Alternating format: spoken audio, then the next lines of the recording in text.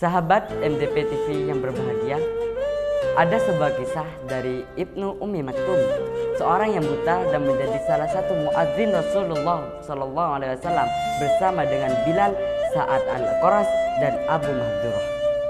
Suatu hari, dia mendengar para budak dan orang-orang lemah yang diam-diam masuk ke rumah Ibnul Arqam untuk mendengarkan kata-kata Nabi Muhammad SAW.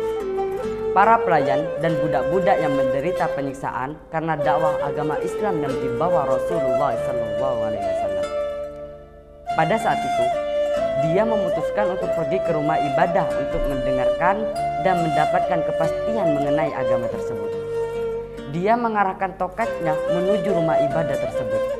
Setelah sampai di sana, dia mendengar kalimat yang langsung membasuh hatinya dan memberikan ketenangan dan keamanan.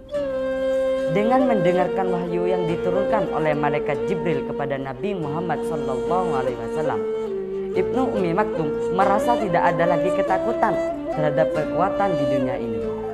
Wahyu itu mengajarkan tentang keesaan Sang Pencipta, persamaan manusia, keadilan, dan cahayanya yang menerangi kegelapan dan kezaliman di dunia ini. Sejak saat itu, Ibnu Ummi Maktum berusaha dan terus mempelajari agama Allah, yaitu agama Islam. Dia rela mengorbankan apapun yang dimilikinya untuk mengetahui segala sesuatu tentang agama tersebut. Pada suatu kesempatan, Rasulullah berbicara dengan salah satu pemimpin Quraisy dengan harapan agar dia masuk Islam.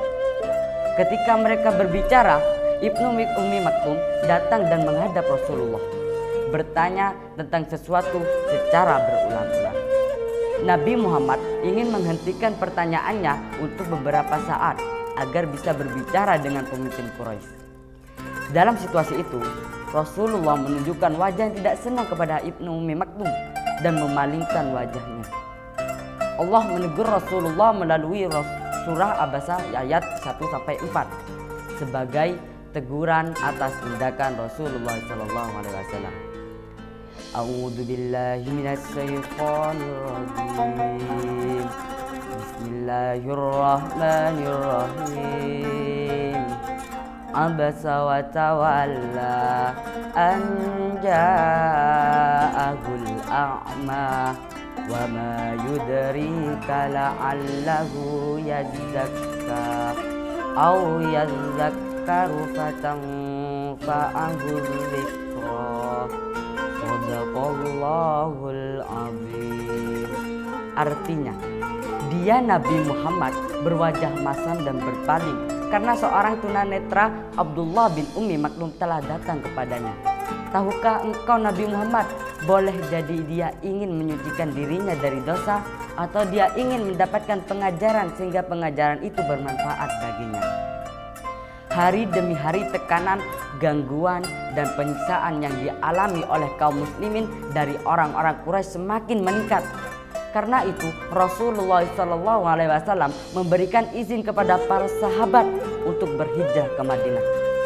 Di Madinah, Ibnu Ummi Maktum mulai menjalankan tugasnya dengan mengajarkan dasar-dasar agama Islam dan membacakan ayat-ayat Al-Quran dengan penuh hikmah kepada orang-orang. Azan adalah salah satu keistimewaan yang dimiliki oleh para sahabat Rasulullah. Bilal dan Ibnu Ummi Maktum adalah dua muadzin Rasulullah yang sangat mencintai Nabi. Pada bulan Ramadan, Bilal memberikan azan di malam hari sebagai tanda untuk membangunkan orang-orang yang sedang tidur dan mengingatkan mereka yang lalai, sementara Ibnu Ummi Maktum memberikan azan sebagai tanda bahwa waktu untuk menahan diri dari makan dan minum bagi orang-orang yang akan berpuasa. Ibnu Ummi Maktum adalah orang yang sangat mencintai Nabi Muhammad SAW. Dia lebih mencintai Nabi daripada keluarga, suku, istri, anak-anak, bahkan dirinya sendiri. Pernah suatu saat, Ibnu Ummi Maktum tinggal bersama seorang wanita Yahudi yang berperilaku baik kepadanya dan membantunya dalam urusan makanan dan minuman. Namun, wanita tersebut sering menyakiti Ibnu Ummi Maktum dengan mencelanya terkait Allah dan Rasul-Nya. Karena tidak bisa menerima perlakuan tersebut, Ibnu Ummi Maktum memukul wanita tersebut hingga menyebabkannya meninggal. Hal ini dilaporkan kepada Nabi Muhammad SAW dan Ibnu Ummi Maktum berkata, "Demi Allah, dia memperlakukan saya dengan baik, tetapi dia menyakitiku terkait Allah dan Rasulnya." Mendengar hal tersebut, Nabi Muhammad SAW menyatakan, "Semoga Allah menjauhkan wanita itu. Aku telah membatalkan darahnya."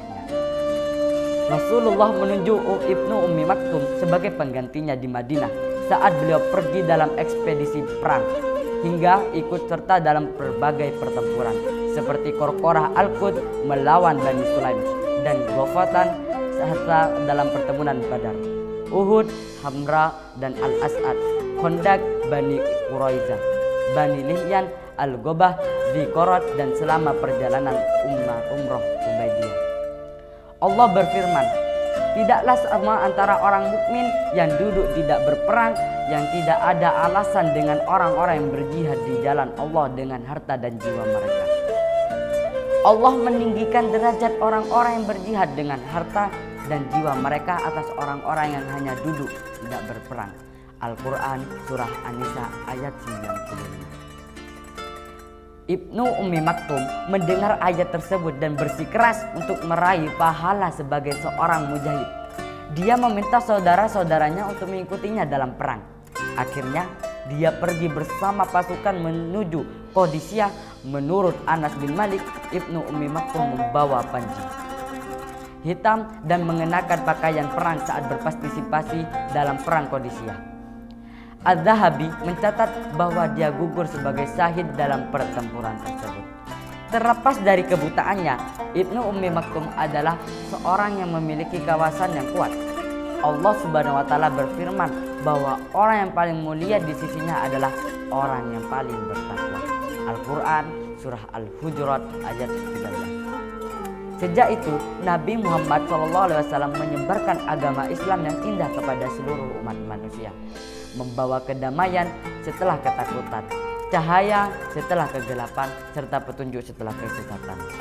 Sobat MDP TV yang dirahmati Allah, sejak saat itu Nabi Muhammad menyebarkan agama Islam yang indah kepada seluruh umat manusia, membawa kedamaian setelah ketakutan, cahaya setelah kegelapan, serta petunjuk setelah kesesatan.